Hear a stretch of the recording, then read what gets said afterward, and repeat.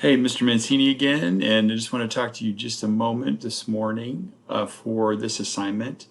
And we are going to look at, as I said, elements that you can find in a gospel story. So Mr. Wang's going to do a video. It has a warm-up explained really clearly in there, but you guys are going to be writing a story.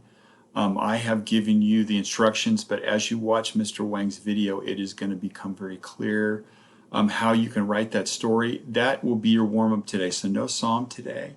We're going to do that story, and so you'll upload that to my MHS. In addition, you have a worksheet that is due today as well. So it's going to take you a little bit of time, but just upload that. I have a separate assignment listed as homework, and that is the worksheet for Monday. So just make sure you do that. Use your passage, the one that you've chosen for your final project. If you guys ever have any questions, just reach out and I will do my best to answer it.